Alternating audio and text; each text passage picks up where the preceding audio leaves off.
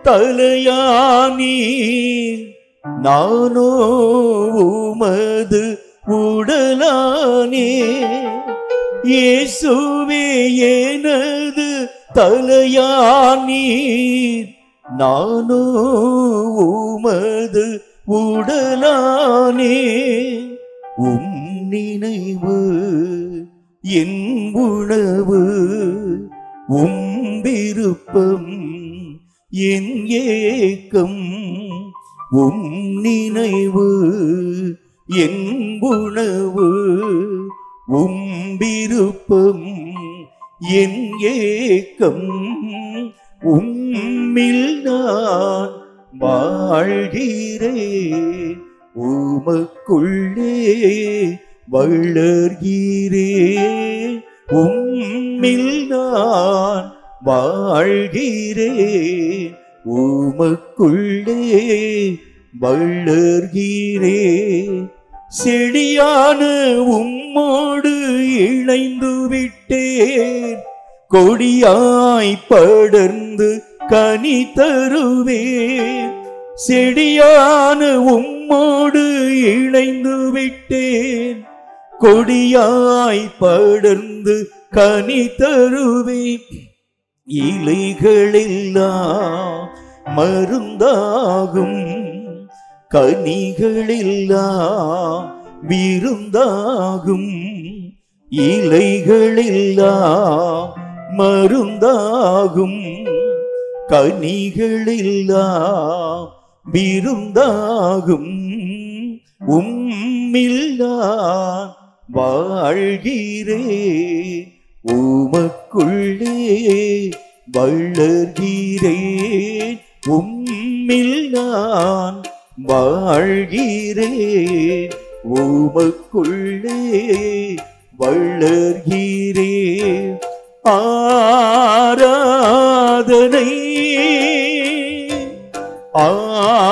ஆராதனை ஆராதனை ஆராதனை. என் நண்பர் இயேசுவுக்கே, என் நண்பர் இயேசுவுக்கே. அடித்தளம் இரட்சகர் இயேசுவின் மேல் அமைந்து உயரும் கட்டடம் நான். அடித்தளம் இரட்சகர் இயேசுவின் மேல் அமைந்து உயரும் கட்டடம் நான். பெருங்காற்று அசைப்பதில்லை, பெருமழையோ பிரிப்பதில்லை. பெருங்காற்று அசைப்பதில்லை, பெருமழையோ பிரிப்பதில்லை. உம்மில் நான் ஆமென் ஆண்டவரே வாழ்கிறேன், உமக்குள்ளே வளர்கிறேன். உம்மில் நான் வாழ்கிறேன், உமக்குள்ளே வளர்கிறேன். உம்மில் நான் வாழ்கிறேன், உமக்குள்ளே வளர்கிறேன். உம்மில் நான் வாழ்கிறேன், உமக்குள்ளே வளர்கிறேன். ஆராதனை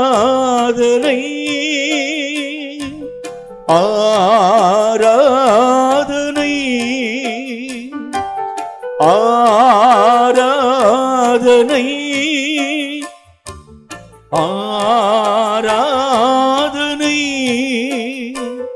என் நண்பர் இயேசுவுக்கே, என் நண்பர் இயேசுவுக்கே.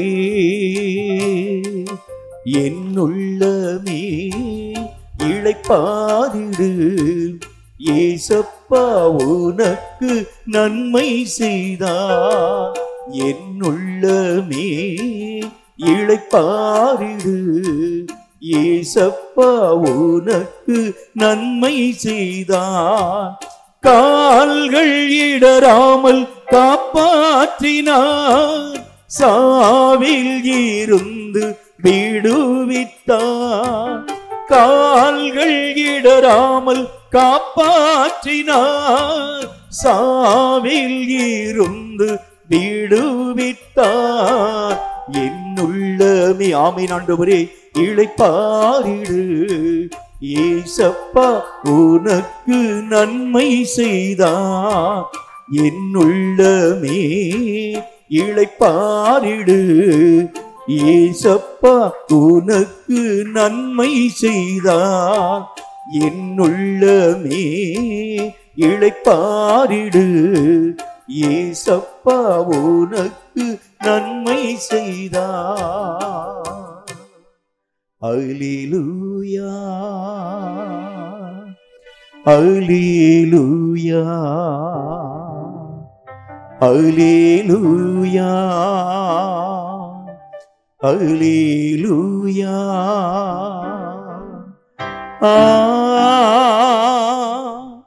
அல்லேலூயா அல்லேலூயா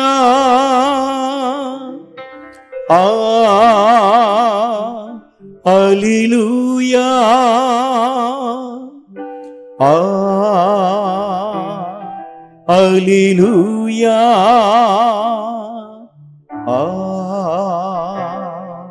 அல்லேலூயா.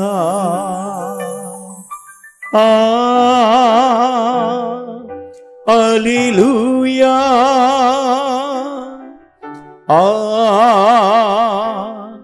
அல்லேலூயா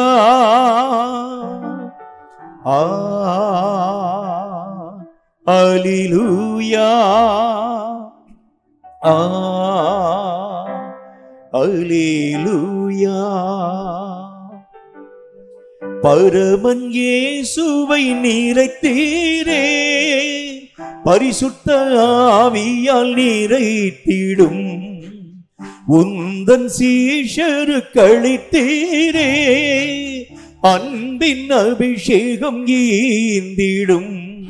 தேவா தேவா இக்கணமே ஈந்திடும். அக்கினி அபிஷேகம் ஈந்திடும். தேவ ஆவியால் நிறைத்திடும். அக்கினி அபிஷேகம் ஈந்திடும். தேவ ஆவியால் நிறைத்திடும். அல்லேலூயா அல்லேலூயா அல்லேலூயா அல்லேலூயா அல்லேலூயா. ஆமென். அல்லேலூயா அல்லேலூயா அல்லேலூயா அல்லேலூயா. ஆமென். அல்லேலூயா அல்லேலூயா அல்லேலூயா அல்லேலூயா அல்லேலூயா அல்லேலூயா அல்லேலூயா. பொழிந்திடும் வல்லமை உன்னதத்தின் வல்லமை. ஆவியின் வல்லமை அக்கினியின் வல்லமை. பொழிந்திடும் வல்லமை உன்னதத்தின் வல்லமை. ஆவியின் வல்லமை அக்கினியின் வல்லமை. வல்லமை தேவை தேவா. ஊற்றும் ஆண்டவரே வல்லமை தாரும் தேவா. இன்றே தேவை தேவா. இப்போ தாரும் தேவா. இன்றே தேவை தேவா. இப்போ தாரும் தேவா. மாம்சமான யாவர் மேலும் ஆவியை ஊற்றுவேன் என்றே. மாம்சமான யாவர் மேலும் ஆவியை ஊற்றுவேன் என்று. ஊற்றும் ஆண்டவரே. மூப்பர் வாலிபர் யாவரும் தீர்க்க தரிசனம் சொல்வாரே. மூப்பர் வாலிபர் யாவரும் தீர்க்கதரிசனம் சொல்வாரே. கரங்களை தட்டி பொழிந்திடும் வல்லமை, உன்னதத்தின் வல்லமை, ஆவியின் வல்லமை, அக்கினியின் வல்லமை. பொழிந்திடும் வல்லமை, உன்னதத்தின் வல்லமை, ஆவியின் வல்லமை, அக்கினியின் வல்லமை. பொழிந்திடும் வல்லமை, உன்னதத்தின் வல்லமை, ஆவியின் வல்லமை, அக்கினியின் வல்லமை. பொழிந்திடும் வல்லமை, உன்னதத்தின் வல்லமை, ஆவியின் வல்லமை, அக்கினியின் வல்லமை. பொழிந்திடும் ஆமென் ஆமென் உன்னதத்தின் வல்லமை, ஆவியின் வல்லமை, அக்கினியின் வல்லமை. பொழிந்திடும் ஆமென் ஆமென் உன்னதத்தின் வல்லமை, ஆவியின் வல்லமை, அக்கினியின் வல்லமை. பொழிந்திடும் ஹல்லேலூயா உன்னதத்தின் வல்லமை, ஆவியின் வல்லமை, அக்கினியின் வல்லமை. பொழிந்திடும் வல்லமை, உன்னதத்தின் வல்லமை, ஆவியின் வல்லமை, அக்கினியின் வல்லமை. நன்றி ஆண்டவரே, நன்றி ஆண்டவரே, நன்றி ஆண்டவரே, நன்றி ஆண்டவரே, நன்றி ஆண்டவரே, நன்றி ஆண்டவரே, நன்றி ஆண்டவரே. இந்த புதிய காலை வேளைக்குரிய அபிஷேகத்தின் வல்லமையினால் எங்கள் ஒவ்வொருவரையும் கர்த்தரில் நிரப்பிக் கொண்டு வந்ததற்காய் உம் நாமத்தை நன்றியோடு நாங்கள் துதித்து ஸ்தோத்திரித்து மகிமைப்படுத்துகிறோம். கிருபை, வல்லமை, ஆசீர்வாத, மகிமை பூரணமாய் விளங்குகிறதற்காய் நன்றி, நன்றி, நன்றி. கர்த்தருடைய பெரிதான வல்லமை எங்கள் ஒவ்வொருவரையும் நிரப்பிக் கொண்டு வந்ததற்காய் ஸ்தோத்திரம். இப்பொழுதும் சில ஜெப குறிப்புகளுக்காய் கர்த்தரை நோக்கி நாம் ஜெபிக்க போகின்றோம். இனி வரக்கூடிய புதிய வருஷத்திற்காக கர்த்தரை நோக்கி நாம் ஜெபிக்க வேண்டும். வருகின்ற வருஷம் எப்படிப்பட்டதா இருக்க போகிறதோ நாம் அறியாத ஒன்றாக விளங்க ஆரம்பிக்கிறது.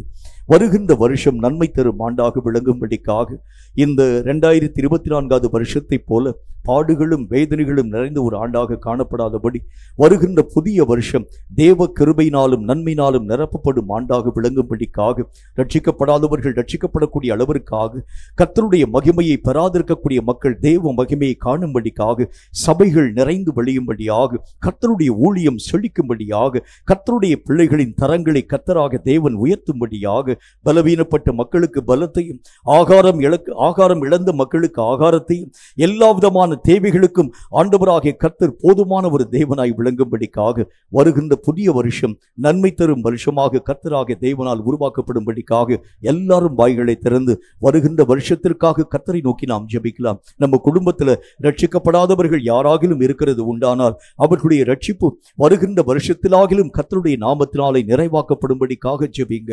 அவர்கள் கர்த்தருடைய நாமத்தை அறியும் அறிவிலா நிரப்பப்பட வேண்டும். கர்த்தருடைய வருகைக்கு நம்முடைய குடும்பத்தார் யாவரும் ஆயத்த நிலைகளிலே காணப்படும்படிக்காக சபையார் ஒவ்வொருவரும் ஆயத்தம் அடையும்படியாக கர்த்தருடைய வருகைக்காக ஒவ்வொருவரும் அவரை சந்திக்க எதிர்கொண்டு அழைக்கக்கூடிய தகுதி பெற்ற ஒரு மக்களாய் விளங்கும்படிக்காக ஊழியம் செய்கிறதிலும் கொடுக்கிறவன் வஞ்சனை இல்லாமல் கொடுக்கக்கூடிய விஷயத்திலும் கர்த்தருக்கு பிரியமாய் நடக்கக்கூடியவன் எல்லா விதமான அசுசியும் நீங்களாக தன்னுடைய நிலைகள் எல்லாவற்றையும் சுத்திகரித்துக் கொள்ளக்கூடியவனாகவும் தேவனுக்கு பிரியமுள்ள ஒரு பாத்திரமாக ஒவ்வொருவரும் உருவாக்கப்படத்தக்கதான ஒரு புதிய ஆண்டாக வருகின்ற வருஷம் உருவாக்கப்படும்படிக்காக எல்லாரும் வாய்களை திறந்து கர்த்தருடைய நாமத்தினால் வருகின்ற வருஷத்திற்காக கர்த்தருடைய சமூகத்தை நோக்கி ஒருமனப்பட்டவர்களாய் நாம் யாவரும் இணைந்து ஜெபிக்கலாம். வன்முறைகள் தடுக்கப்பட வேண்டும், பிரச்சனைகள் மாற்றப்பட வேண்டும், வேதனைக்குரிய காரியங்கள் முடிந்து போக வேண்டும், ஆக்சிடென்ட்கள் எல்லாம் மறைந்து போக வேண்டும், ஏற்கனவே சீற்றங்கள் எல்லாம் இயேசுவின் நாமத்தினாலே அப்புறமாக்கப்பட்டு போக வேண்டும், மக்கள் சுகமாய் வாழும்படி எல்லாரும் வாய்களை திறந்து ஜெபம் பண்ணுங்க.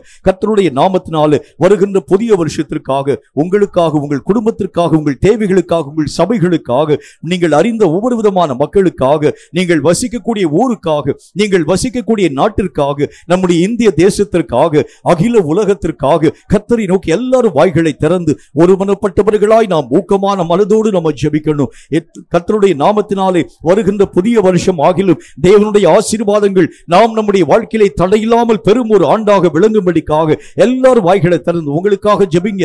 உங்களுடைய குடும்பத்தில் ரட்சிக்கப்படாத மக்களுக்காக ஜெபிங்க, குடும்பத்தில் வியாதிப்பட்ட மக்களுக்காக ஜெபிங்க, தேவைகள் உள்ள மக்களுக்காக ஜெபிங்க, குறைவுகள் நிறைவாக்கப்படும்படிக்காக ஜெபிங்க, பிள்ளைகளுக்காக ஜெபிங்க, வாலிபர்களுக்காக ஜெபிங்க, முதியவர்களுக்காக ஜெபிங்க. கர்த்தருடைய நாமம் நம்முடைய குடும்பத்தின் மூலம், சபையின் மூலம், தேசத்தின் மூலம் மகிமைப்படுத்தப்படும்படிக்காக சாத்தானுடைய எல்லா ஆளுமைகளும் கர்த்தருடைய நாமத்தினாலே தவிடுபடியாய் மாற்றப்படும்படிக்காக எல்லாரும் ஒருமனப்பட்டு விதைக்கிறவனுக்கு விதையை, புசிக்கிறவனுக்கு ஆகாரத்தை கர்த்தருடைய கிருபை தரும்படிக்காக, படிக்கக்கூடிய மக்களுக்கு ஞானத்தை, கிருபையை கர்த்தராகிய தேவன் தரும்படிக்காக கர்த்தரை நோக்கி எல்லாரும் வாய்களை திறந்து நம்ம ஜெபிக்கலாம். ஊழியர்களுக்கு ஆண்டவராகிய தேவன் திறந்த வாசலை உருவாக்கணும். சபைகள்ல கர்த்தருடைய கிருபை பூர்ணமாய் விளங்க வேண்டும். எல்லா இடங்களிலும் தேவ நாமம் மகிமைப்படுத்தப்படும்படிக்காக சாத்தானின் எல்லா அதிகாரங்களும் இயேசுவின் நாமத்தினால் ஒளிந்து போகும்படிக்காக வருகின்ற புதிய வருஷத்தை கர்த்தர் தம்முடைய கிருபையினால் நிரப்பும்படி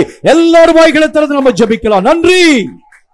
இறங்கும் ஆண்டவரே, வருகின்ற புதிய வருஷத்திற்காக ஜெபிக்கிறோம். இவைகள் நன்மை தரும் ஆண்டாக எங்கள் வாழ்க்கையிலே கர்த்தரின் நாமத்தினால் உருவாக்கப்படுவதாக.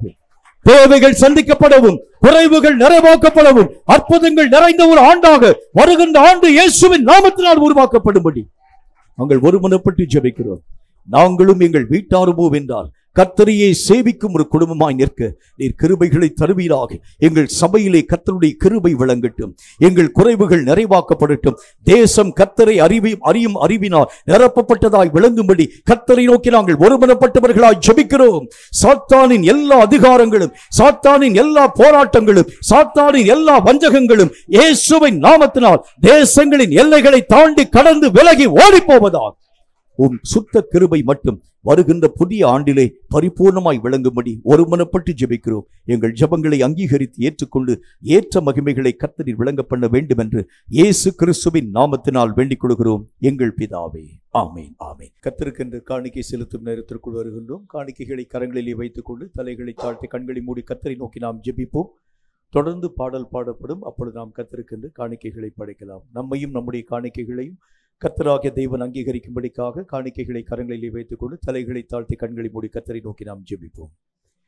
எங்களை அதிகமாக நேசிக்கிற எங்கள் அன்பின் பரலோக பிதாவை, ஆசீர்வதிக்கப்பட்ட அந்த நல்ல நாளிலும் கர்த்தருக்கு நாங்கள் காணிக்கை படைக்கும் நேரத்தை ஆண்டவராகிய தேவன் நீர் எங்களுக்கு உருவாக்கி தந்தீர். அதற்காக நன்றி செலுத்துகிறோம். இந்த காணிக்கையாகிய பலிகளை கர்த்தாவே உமக்கு ஸ்தோத்திரம் மனப்பூர்வமாய் கொடுக்கிறதுனாலே அவைகளுக்கேற்ற மகிமைகளை எம்மையிலும் மறுமையிலும் நாங்கள் தடையில்லாமல் பெற்றுக்கொள்ள ஆவியானவராகிய கர்த்தர் ஏற்ற கிருபைகளை தந்து ஆசீர்வதிக்க வேண்டும் என்று நாங்கள் ஜெபிக்கிறோம். கர்த்தர் எங்களுக்கு எத்தனையோ நன்மையான காரியங்களை தந்திருக்கிறேன். எங்களால் இயன்ற அந்த சொற்ப காணிக்கையின் மூலம் உடைய நாமத்தை மகிமைப்படுத்தும்படி கடந்து வருகின்றோம். எங்களையும் எங்களுடைய காணிக்கைகளை அங்கீகரித்து ஏற்றுக்கொண்டு அதற்கு ஏற்ற மகிமையான கர்த்தாவின் பலன்களை நீர் எங்களுக்கு தந்து ஆசீர்வதிக்க வேண்டும் என்று இயேசு கிறிஸ்துவின் நாமத்தினால் வேண்டிக் கொள்கிறோம் எங்கள் பரிசுத்தமுள்ள நல்ல பிதாவே. ஆமேன், ஆமேன்.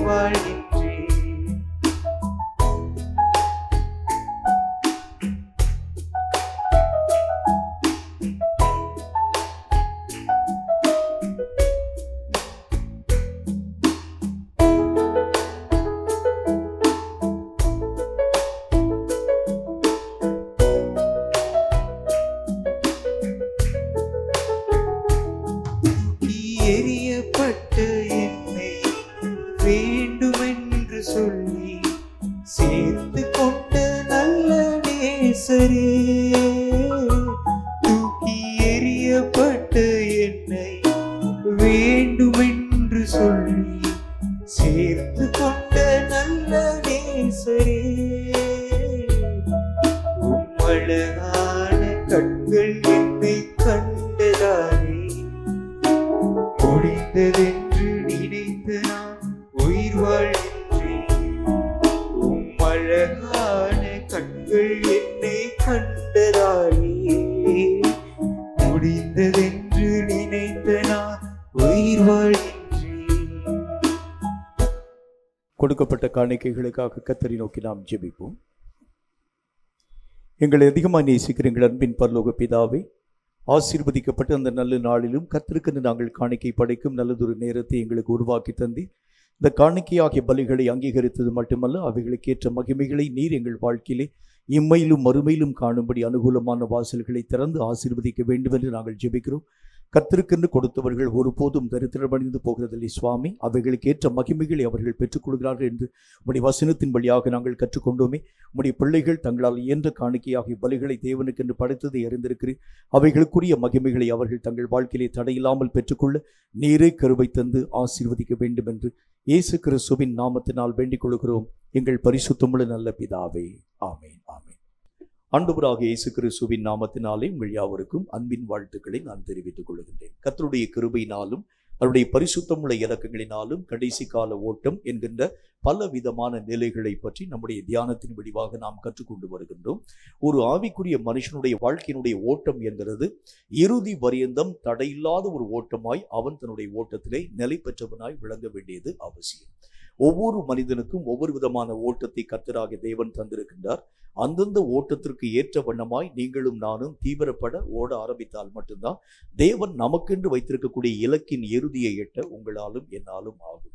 என் ஓட்டத்துல நீங்க ஓட முடியாது, உங்க ஓட்டத்துல நான் ஓட முடியாது. அவனவனுக்கு நியமிக்கப்பட்டிருக்கக்கூடிய ஓட்டத்துல அவனவன் சரியான விதத்தில் இயக்கத்தின் ஊடாக கடந்து போனால் மட்டும்தான் தேவனுடைய சித்தத்தை நாம் நம்முடைய வாழ்க்கையிலே நிறைவாக்க முடியும். சில பேர் யோசிக்கக்கூடிய வார்த்தைகளை நான் உங்களோடு கூட பேச வேண்டியது அவசியம். நான் இந்த ஆவிக்குரிய மனுஷனுடைய சபையில நான் பங்கு பெற ஆரம்பிக்கிறேன். ஆண்டவராகிய தேவனால் மெய்யாகவே இந்த சபையினுடைய காரியங்களெல்லாம் உருவாக்கப்படக்கூடிய ஒன்றாக இருக்கிறதுனால, கர்த்தருடைய நாமத்தினால இந்த சபையிலே நான் பங்கு பெறக்கூடியவனா இருக்கிறதுனால எல்லா விதமான நிலைகளையும் நான் பெற்றுக்கொள்ள முடியும் இல்லை. ஒவ்வொரு மனுஷனுக்கும் தனிப்பட்ட ஓட்டத்தை கர்த்தர் வைத்திருக்கிறார். நீங்க ஓடினா தான் அதனுடைய விளைச்சலை பெற முடியுமே தவிர, இந்த சபையிலே நான் பங்கு பெறுகிறேன் என்பதற்காக கர்த்தராகிய தேவன் தம்முடைய ராஜ்யத்திலே கொண்டு போய் சேர்க்கிறது முடியாது. அப்ப வேதத்திலே ஆண்டவராகிய தேவனுடைய வசனம் சொல்லக்கூடிய வார்த்தையின் அடிப்படையில என்னென்ன காரியங்கள் நம்முடைய வாழ்க்கையிலே கொடுக்கப்பட்டிருக்கிறதோ, என்னென்ன குறைவுகள் நம்முடைய வாழ்க்கையில இருக்கிறதோ, அவைகளை விட்டு நாம் விலகினால் ஒழிய இந்த ஓட்டத்திலே நிலை பெற்ற ஒரு வாழ்க்கையின் ஊடாக கடந்து போகிறது கடினம். எல்லா மனுஷனுக்கும் ஒரு ஓட்டத்தை கர்த்தர் வச்சிருக்கிறார். நீங்க ஓடவும் செய்யலாம், ஓடாமல் இருக்கலாம். ஆனால் அந்த இறுதி காலத்திலே அந்த ஓட்டத்துக்குரிய மகிமையை பெறக்கூடிய அந்த நாளிலே ஆண்டவராகிய தேவனால் நீங்கள் மெய்யாகவே புறம்பே தள்ளப்படக்கூடிய நிலைகளின் ஊடாக கடந்து போக ஆரம்பிக்கிறதை பார்க்க முடியும். ஓட்டம் என்று அழைக்கப்படக்கூடிய நிலைகளை பற்றி கர்த்தருடைய வேதம் என்ன வார்த்தையை சொல்கிறது என்று பாருங்கள். எரேமியா தீர்க்கதரிசியின் புத்தகம் 7வது அதிகாரம் 3வது வசனம் இந்த வார்த்தையை நமக்கு சொல்கிறது. எரேமியா 7வது அதிகாரம் 3வது வசனத்தை வாசிக்க கேளுங்கள். அது என்ன சொல்லுதுன்னு பாருங்க. இஸ்ரவேலின் தேவனாகிய சேனைகளின் கர்த்தர் சொல்லுகிறார், உங்கள் வழிகளையும் உங்கள் கிரியைகளையும் சீர்படுத்துங்கள், அப்பொழுது உங்களை இந்த ஸ்தலத்திலே குடியிருக்க பண்ணுவேன்.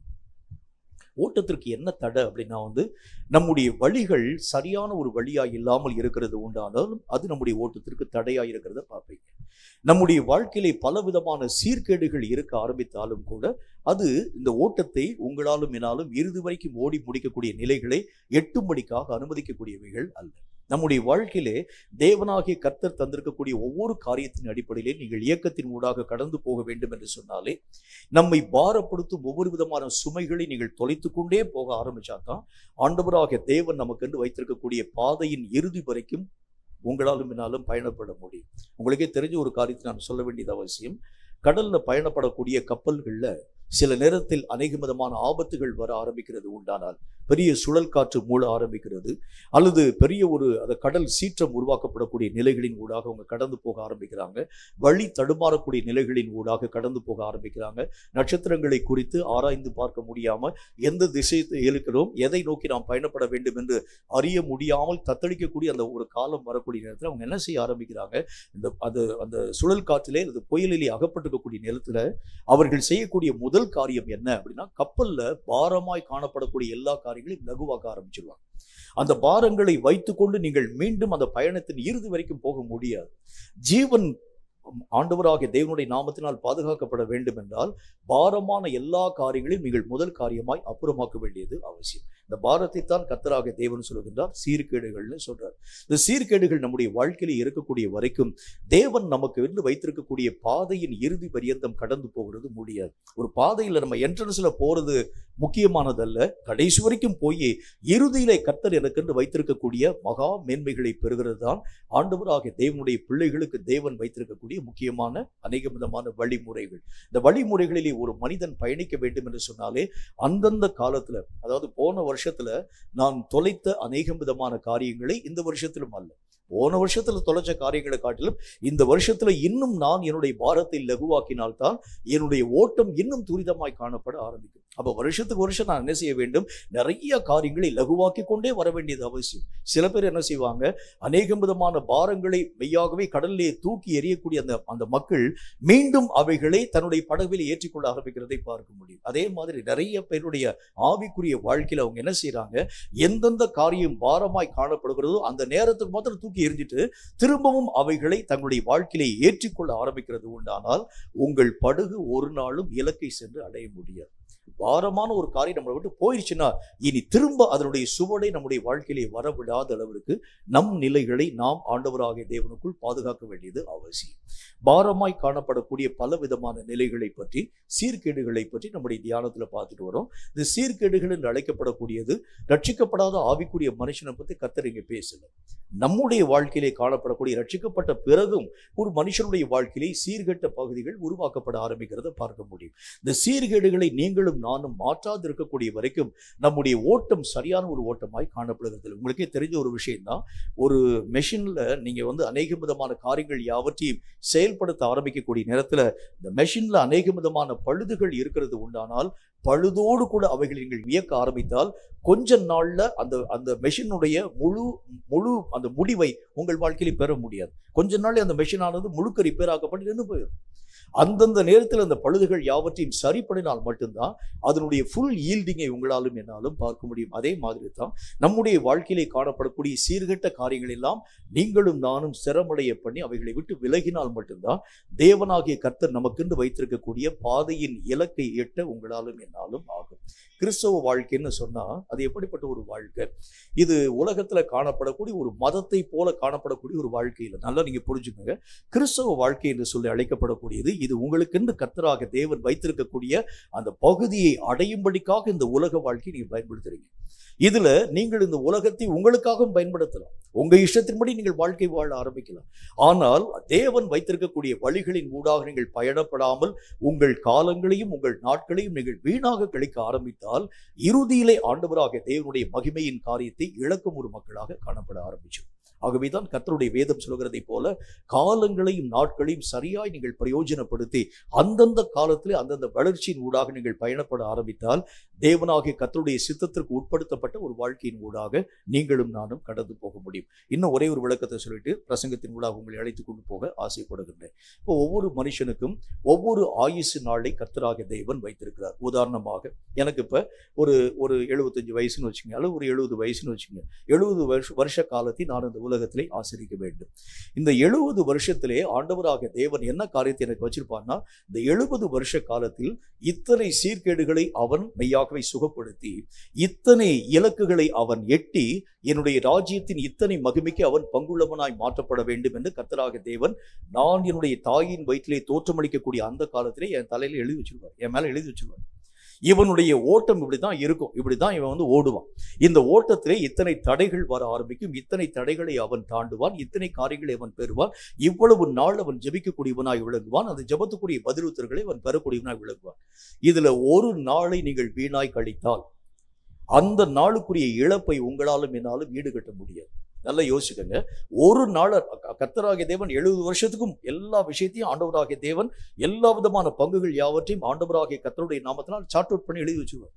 இன்னைக்கு திங்கக்கிழமை இந்த ஒரு காரியத்தை அவன் செய்வான், செவ்வாய்க்கிழமை இந்த ஒரு காரியத்தை செய்வான், புதன்கிழமை இந்த ஒரு காரியத்தை செய்வான், வியாழக்கிழமை இந்த ஒரு நன்மையை அவன் பெற்று, இப்படி சார்ட் அவுட் பண்ணி கர்த்தராகிய தேவன் 70 வருஷத்தையும் கர்த்தராகிய தேவன் எழுதி வச்சிருவான்.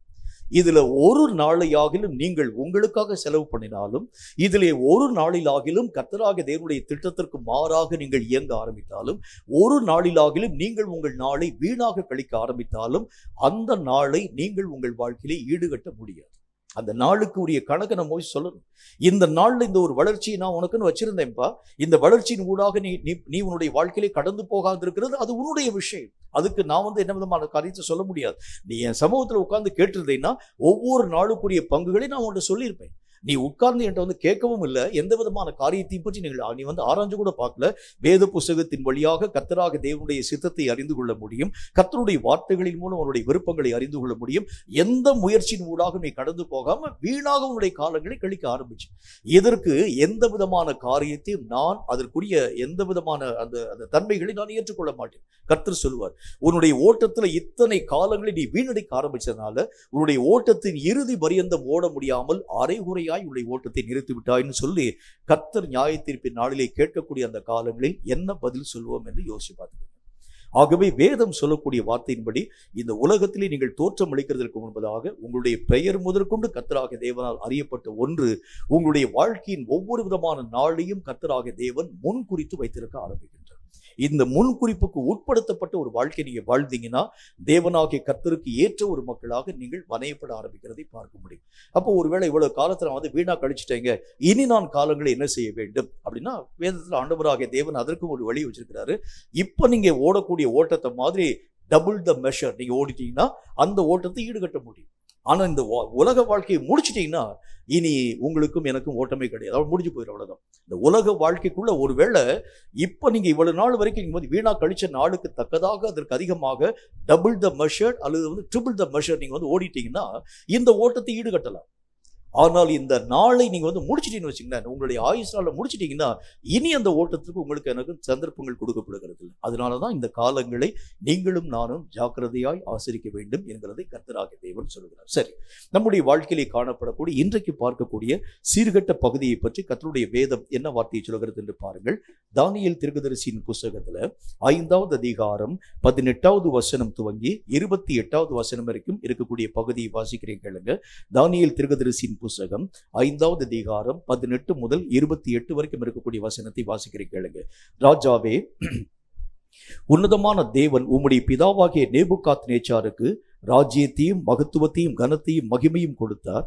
அவருக்கு கொடுக்கப்பட்ட மகத்துவத்தினாலே 19வது வசனம், சகல ஜனங்களும் ஜாதியாரும் பாஷைக்காரரும் அவருக்கு முன்பதாக நடுங்கி பயந்திருந்தார்கள். அவர் தமக்கு சித்தமானவனை கொண்டு போடுவார், தமக்கு சித்தமானவனை உயிரோடை வைப்பார், தமக்கு சித்தமானவனை உயர்த்துவார், தமக்கு சித்தமானவனை தாழ்த்துவார். 20வது வசனம், அவருடைய இருதயம் மேட்டிமையாகி அவருடைய ஆவி கர்வத்தினாலே கடினப்பட்ட போது அவர் தமது சிங்காசனத்திலிருந்து தள்ளப்பட்டார், அவருடைய மகிமை அவரை விட்டு அகன்று போயிட்டு. 21வது வசனம், அவர் மனுஷரிலே நின்று தள்ளப்பட்டார், அவருடைய இருதயம் மிருகங்களுடைய இருதயம் போலாயிற்று, காட்டு கழுதைகளுடைய சஞ்சரித்தார். உன்னதமான தேவன் மனுஷரின் ராஜ்யத்தில் ஆளுகை செய்து தமக்கு சித்தமானவனை அதன் மேல் அதிகாரியாக்குகிறார் என்று அவர் உணர்ந்து கொள்ளும் மட்டும் மாடுகளைப் போல புல்லை மேய்ந்தார். அவருடைய சரீரம் ஆகாயத்து பனியிலே நனைந்தது. 22வது வசனம், அவருடைய குமாரனாகிய பெல்ஷாத்சார் என்னும் நீரோ வென்றால் இதையெல்லாம் அறிந்திருந்தும் உமது இருதயத்தை தாழ்த்தாமல் பரலோகத்தின் ஆண்டவருக்கு விரோதமாக உம்மை உயர்த்தினீர். உம்முடைய ஆலயத்தின் பாத்திரங்களை உமக்கு முன்பாக கொண்டு வந்தார்கள். நீரும் உம்முடைய பிரபுக்களும் உம்முடைய மனைவிகளும் உம்முடைய வைப்பாட்டிகளும் அவைகளில் திராட்சரசம் குடித்தீர்கள். இதுவும் அன்றி தம்முடைய கையில் உமது சுவாசத்தை வைத்திருக்கிறவரும் உமது வழிகளுக்கு எல்லாம் அதிகாரியுமாகிய தேவனை நீர் மகிமைப்படுத்தாமலும் காணாமலும் கேளாமலும் உணராமலும் இருக்கிற வெள்ளியும் பொன்னும் வெண்கலமும் இரும்பும் மரமும் கல்லுமான தேவர்களை புகழ்ந்தீர். 24வது வசனம், அப்பொழுது அந்த கையிருப்பு அவரால் அனுப்பப்பட்டு இந்த எழுத்து எழுதப்பட்டது. 25வது வசனம், எழுதப்பட்ட எழுத்து என்னவென்றால் மெனே மெனே தெக்கேல் உப்பார்சின் என்பதே. 26வது வசனம், இந்த வசனத்தின் அர்த்தமாவது, மெனே என்பதற்கு தேவன் உன் ராஜ்யத்தை மட்டிட்டு அதற்கு முடிவுண்டாக்கினார் என்றும், தெக்கேல் என்பதற்கு நீ தராசிலே நிறுக்கப்பட்டு குறைய காணப்பட்டாய் என்றும். 28வது வசனம், பெரேஸ் என்பதற்கு உன் ராஜ்யம் பிரிக்கப்பட்டு மேதியருக்கும் பெர்சியருக்கும் கொடுக்கப்பட்டது என்றும் அர்த்தமா. ஆண்டவராகிய தேவனுடைய நாமத்தினாலே தராசிலே நிறுக்கப்பட்டு குறையாக காணப்படக்கூடிய ஒரு அனுபவம். ஆண்டவராகிய தேவன் ஒவ்வொரு மனுஷனுடைய ஆவிகளை வசனத்தில் என்ன போட்டுக்கு, தேவன் ஆவிகளை நிறுத்து பார்க்கும் ஒரு தேவன். தராசிலே கர்த்தராகிய தேவன் எல்லா மனுஷனுடைய ஜீவனையும் நிறுத்து பார்க்கும் ஒரு கர்த்தராகவே அவர் விளங்குகின்றார். கர்த்தருடைய தராசில நீங்கள் குறைவாக காணப்பட ஆரம்பிக்கிறது உண்டானால், வேதம் சொல்லக்கூடிய வார்த்தையின் அடிப்படையிலே ஆண்டவராகிய தேவன் சொல்லுகின்றார், உனக்கு கொடுக்கப்பட்டிருக்கக்கூடிய இந்த அதிகாரத்தை மேதியருக்கும் பெரிசியருக்கும் நான் பிரித்து கொடுச்சிருவேன். இந்த அதிகாரத்தையும் இந்த ஆளுமையான காரியங்கள் யாவற்றையும் நானே உனக்கு கொடுத்தேன். உன்னுடைய தகப்பனாகிய நேபுகாத் நேச்சானுடைய பிள்ளையாய் காணப்படக்கூடிய பெல்ஷாத்சாராகிய உனக்கு இந்த அதிகாரத்தையும் இந்த வல்லமைகளையும் நானே உன்னுடைய கரங்களிலே கொடுக்கக்கூடியவராய் விளங்கினேன். ஆனால் நீயோ என்னுடைய தராசிலே குறைவாய் காணப்படக்கூடியவனாய் விளங்கினாய். அவன் இந்த வாழ்க்கையிலே தேவனுடைய தராசிலே குறையாக காணப்படுவதற்கு என்ன காரணம் என்றால், அவனுக்கு முன்பதாக நிகழ்ந்த அந்த காரியங்களை பற்றி அறிவற்றவனாய் மறந்து போய் தன் தகப்பனுடைய வாழ்க்கையிலே கர்த்தராகிய தேவனால் கொடுக்கப்பட்ட நியாய தீர்ப்பின் காலங்களை மறந்து போய் துணிகரமாய் பாவங்களிலே பிரவேசிக்கும் ஒரு மனிதனாய் விளங்க ஆரம்பித்தார். எந்த ராஜ்யத்தையும் தருகிறவர் கர்த்தர். கர்த்தராகிய தேவன் நினைத்தால் அந்த ராஜ்யத்தை தாறுமாறாக உருவாக்க அவரால் முடியும். அந்த ராஜ்யத்தை கட்டி எழுப்பவும் அந்த ராஜ்யத்தை இழுத்து போடவும் ஆண்டவராகிய தேவனால் முடியும். இதை உணர்த்தும்படிக்காகத்தான் நேபுகாத் நேச்சாருடைய வாழ்க்கையிலே கர்த்தராகிய தேவன் தம்முடைய மகாபிரிய காரியங்கள் யாவற்றையும் உருவாக்க துவங்கினார். என்ன ஒரு காரியத்தை ஆண்டவராகிய தேவன் தருகிறதை பார்க்க முடியும். வேதத்தில் நம்ம வாசிக்கிறது மாதிரி ஒரே நாளிலே மனுஷனுடைய மத்தியிலே இருந்து இந்த ராஜாவாகிய நேபுகாத் நேச்சார் தள்ளப்பட்டு போனார். ஒரே நாளிலே அவருடைய வாழ்க்கையிலே ராஜ்யபாரங்கள் எல்லாம் பிடுங்கப்பட்டு போயிற்று. அவனை அரசனாக அறிந்தவர்கள் எல்லாரும் இப்பொழுது அந்த மனிதனை பைத்தியக்காரனாக பார்க்க ஆரம்பிச்சாங்க. அவன் மாடுகளைப் போல புல்லை மேயக்கூடிய அளவிற்காக. அப்படி என்றால் அவனுடைய வாழ்க்கையில இதுவரைக்கும் நேபுகாத் நேச்சாருடைய வாழ்க்கையினுடைய நிலைகள் எப்படிப்பட்டதாக இருந்தது? தன்னை போல ராஜ்யபாரம் பண்ணக்கூடியவர்கள் யாருமே கிடையாது. பாபிலோன் தேசத்திலே அவ்வளவு பெரிய அதிபதியாய் காணப்படக்கூடிய நான், என்னை போல எல்லா விதமான அதிகாரங்களையும் வல்லமைகளையும் உடையவன் யார்? என்னுடைய கரத்தை உயர்த்தவும் என்னுடைய கரத்தை தாழ்த்தவும் தக்கதான வல்லமை பெற்றவன் யார் என்று சொல்லி மேட்டிமை சிந்தையோடு கூட காணப்பட்ட அவனுக்கு கர்த்தராகிய தேவன் ஒரு பாடம் ஒன்றை புகட்டுகின்றார்.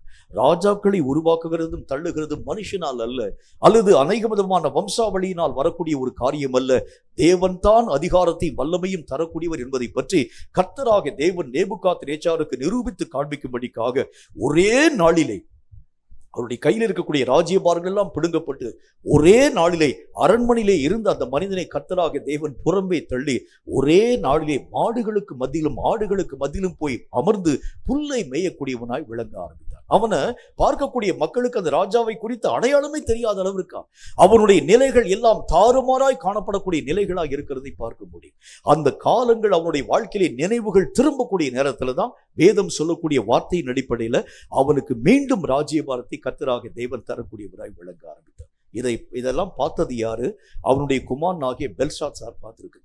இத்தனை காரியங்களை பார்த்த பிறகும் கூட மீண்டும் அவன் துணிகரம் உள்ளவனாய். ஒரு மனுஷனுக்கு ஒரு தண்டனை கொடுக்கப்படும் பொழுது அந்த தண்டனையினுடைய காரியங்களை நீங்கள் பார்க்கக்கூடிய நேரத்தில் நீங்களும் நானும் உணர்வடைய வேண்டியது அவசியம். ஒரு தண்டனையை எதற்காக கர்த்தராகிய தேவன் அனுமதிக்கிறார் சொன்னா அதை பார்க்கும் எல்லா ஜனங்களும் உணர்வை பெற்றுக்கொள்ள வேண்டியது அவசியம். இப்படிப்பட்ட காரியத்தை செஞ்சால் அந்த தண்டனைக்கு நீ மெய்யாகவே உள்ளாக்கப்பட ஆரம்பித்து விடுவாய். இந்த காரியங்களுக்கு எந்த விதமான விடுதலை மீட்பு உன்னுடைய வாழ்க்கையிலே வருகிறது இல்லை. இந்த குற்றத்தை நீ உருவாக்குகிறது உண்டான அதற்குரிய பனிஷ்மெண்ட் உன்னுடைய வாழ்க்கையிலே வந்தே தீரும் என்கிறதை பற்றி உணர்த்து வைக்கும்படிக்காகவே அநேகம் தண்டனைகளை தேசரங்களை கர்த்தராகிய தேவன் உருவாக்க ஆரம்பிக்கிறார். இப்ப உதாரணமாக சொல்றேன் பாருங்க. தேசத்திலே பாவங்கள் மிகுதியாக்கப்படக்கூடிய நேரத்துல வேதம் சொல்லக்கூடிய வார்த்தையின் அடிப்படையில ஜனங்களை மெய்யாகவே மோசம் போக்கும்படிக்காக இயற்கைகள் எல்லாம் ஜனங்களை வாரிக்கொண்டு போகக்கூடிய நிலைகளை பார்க்கிறோம். இதுக்கு என்ன காரணம் அப்படின்னா, தேசத்திலே பாவங்கள் மிகுதியாக்கப்பட ஆரம்பிக்கும் பொழுது, பாவம் பெருக ஆரம்பிக்கும் பொழுது தேசம் தன்னுடைய குடிகள் யாவற்றையும் யாவற்றையும் கக்கக்கூடியதாய் விளங்க ஆரம்பிச்சிடும். தேசத்திலே காணப்படும் மக்களுக்கு பெரிய அழிவு உருவாக்கப்பட ஆரம்பிக்கிறதை பார்க்க முடியும். அப்படின்னா என்ன அர்த்தம்? பாவத்தை கர்த்தராகிய தேவன் பொறுக்கக்கூடாத ஒரு தேவனாய் விளங்குகின்றார். ஒரு தேசத்திற்கே கர்த்தர் இத்தனை விதமான நியாய தீர்ப்புகளை உருவாக்குகிறது உண்டானால், நான் துணிகரமாய் பாவம் செய்தால் தேவன் என்னை எப்படி மன்னிப்பார் என்கின்ற ஒரு உணர்வு என்னுடைய வாழ்க்கையில். இதுக்குதான் கர்த்தர் நம்முடைய கண்ணுக்கு முன்னால எல்லா பனிஷ்மெண்ட்டையும் தேச அரங்கிலே கர்த்தராகிய தேவன் உருவாக்கி கொண்டு வருகின்றார். இதை பார்க்கக்கூடிய நீயும் நானும் நம்முடைய வாழ்க்கையில உணர்வை பெற வேண்டும். ஒரு மனுஷன் ஆண்டவராகிய தேவனுக்கு விரோதமாக தீங்கு செய்ய ஆரம்பிக்கிறது உண்டானால், ஒரு தீமையான காரியத்தின் ஊடாக அவன் கடந்து போக ஆரம்பிக்கிறது உண்டானால், தேவன் அதை கண்டும் காணாதவரை போல விடக்கூடியவர் அல்ல. அதை பார்க்கக்கூடிய நீங்களும் நானும் உணர்வின் ஊடாக கடந்து போக வேண்டியது அவசியம். ஒரு மனிதனுக்கு கர்த்தராகிய தேவன் தண்டனைகளை தந்தால் நான் என்னுடைய வாழ்க்கையில உணர்வை பெறணும். இந்த மனிதன் இப்படிப்பட்ட கீழ்ப்படியாமல் ஒரு காரியத்தின் ஊடாக கடந்து போய் இத்தனை தண்டனைக்கு உள்ளாக மெய்யாகவே கடந்து போகக்கூடிய அந்த நிலைகளின் நிமித்தமாக நான் என்னுடைய வாழ்க்கையிலே உணர்வை பெறுகிறேன். இந்த உணர்வை பெறும்படிக்காகத்தான் கர்த்தர் நம்முடைய கண்ணுக்கு முன்னால இப்படிப்பட்ட காரியங்களை அனுமதிக்க ஆரம்பிக்கின்றார். இப்ப அவங்க அப்பாவாகிய நேபுகாத்நேச்சாருக்கு அந்த ஒரு தண்டனை உருவாக்கப்பட்டது. அவருடைய சொந்த குமாரன் இந்த காரியங்களை பார்த்தாலும் இப்பொழுதும் அந்த மனுஷன் என்ன காரியத்தை செய்யறான் பாருங்க. தன்னுடைய மனதை கடினப்படுத்தி கர்த்தருடைய ஆலயத்திலே காணப்படக்கூடிய சகல விதமான வெள்ளிக்குரிய காரியங்களையும் பொன்னுக்குரிய காரியங்களையும் ஒவ்வொரு விதமான விஷயங்களையும் அவன் எடுத்துக்கொண்டு வந்து வேதம் சொல்லக்கூடிய வார்த்தையின் அடிப்படையில அங்கு காணப்படும் மதுபானங்களையும் ஒவ்வொரு விதமான காரியங்களையும் அவன் பயன்படுத்தக்கூடியவனாய் விளங்க ஆரம்பித்தார். இப்பதான் கர்த்தருடைய கோபம் அவன் மேலே மூலக்கூடியதாய் விளங்க ஆரம்பிக்கிறது. கர்த்தர் அவனை பார்த்து சொல்லுகின்றார், நீ என்னுடைய தராசிலே நெருக்கப்பட்டு குறைவாய் காணப்பட்டாய். காரணம் என்ன? உனக்கு முன்னால தண்டனைக்குரிய காரியங்கள் கொடுக்கப்பட்ட பிறகும் கூட இன்னும் நீ உணர்வை பெறாத ஒரு மனிதனாய் காணப்பட ஆரம்பித்ததினாலே என் தராசிலே நீ குறைவுள்ளவனாய் நினைவு கூறப்பட ஆரம்பித்தாய். தண்டனைகள் நமக்கு முன்பதாக கொடுக்கப்படக்கூடிய காரியங்களை பார்க்கும் பொழுது முதல் விஷயம் நீங்களும் நானும் உணர்வை பெற வேண்டியது அவசியம். நம்முடைய வாழ்க்கையிலே காணப்படக்கூடிய நிறைய விஷயங்களை நாம் பார்த்து கொண்டு வருகின்றோம். ஆரம்ப நாட்களிலே காணப்படக்கூடிய அநேக விதமான மக்கள் இன்றைக்கு நம்முடைய ஐக்கியத்தில் இல்லை. ஒருவேளை அவங்க என்ன காரியத்தை யோசிச்சு போனாலும் நமக்கு தெரியாது. ஆனால் வேதம் சொல்லக்கூடிய வார்த்தையின் அடிப்படையில இந்த ஐக்கியத்திற்கு இனி அவன் பிரயோஜனம் இல்லை என்று கர்த்தராகிய தேவன் அப்புறமாக்கிட்டார்னா இனி அவர்கள் நினைவு கூர்ந்தாலும் இந்த ஐக்கியத்துக்குள்ள உள்ள வர முடியாது. அதுதான் வேதம் சொல்லக்கூடிய வார்த்தை.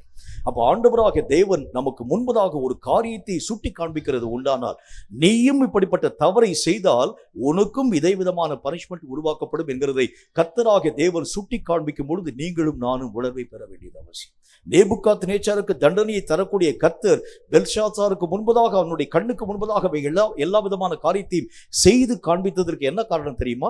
இந்த மாதிரி நீயும் காரியங்களை செய்தால் உனக்கும் ஆண்டவராகிய தேவன் நியாயம் செய்யும் தேவனாய் இருப்பார் என்பதை கர்த்தர் செய்து காண்பிக்க ஆரம்பித்தார்.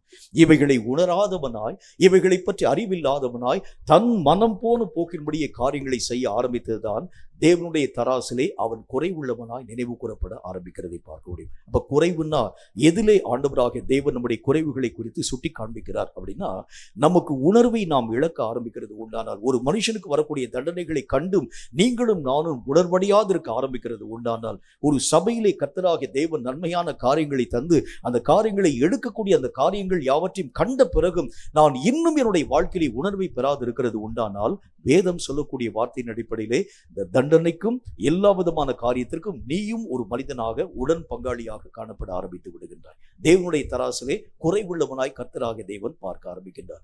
உணர்வு ஒரு மனுஷனுடைய வாழ்க்கையில ரொம்ப முக்கியம் வாய்ந்த ஒன்று. நம்முடைய வாழ்க்கையிலே கர்த்தர் ஒரு காரியத்தை செய்து காண்பிக்கக்கூடிய நேரத்தில் ஒரு உணர்வை நான் பெற்றுக்கொள்ள வேண்டியது அவசியம். ஆண்டவராகிய தேவனுடைய நாமத்தினால் அழைக்கப்பட்ட சீஷர்களுக்கு ஆரம்ப நாட்களில் உணர்வே கிடையாது.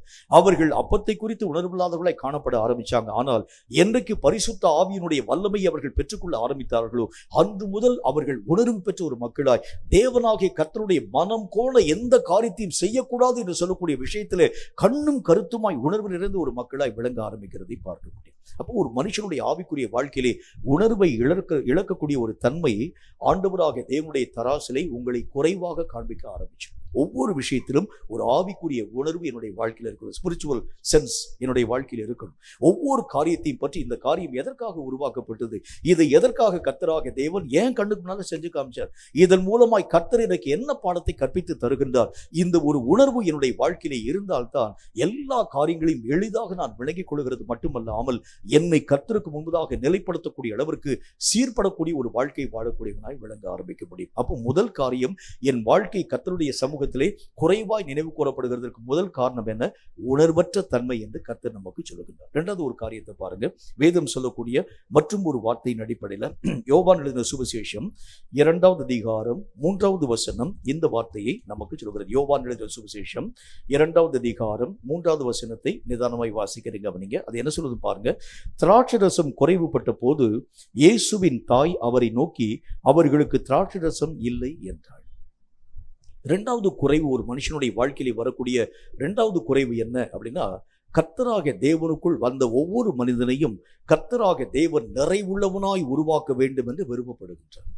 எல்லா விஷயத்திலும் அவன் ஒரு காரியத்திலும் குறைவுள்ளவனாய் காணப்படக்கூடாது, சகலத்திலும் நிறைவு பெற்றவனாய்.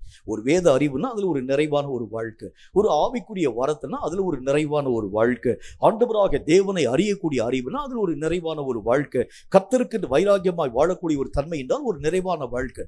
ஒரு ரட்சிக்கப்பட்ட ஒரு மனுஷனை கர்த்தராக தேவன் குறைவோடு கூட வைக்கக்கூடியவர் அல்ல. எல்லா விஷயத்தையும் ஆண்டவராக தேவனுடைய பிள்ளைகளுக்கு அவர் மெய்யாகவே அள்ளி அள்ளி கொடுத்து அவனை நிறைவுள்ளவனாய் உருவாக்க ஆரம்பிக்கிறது அவருடைய விருப்பம்.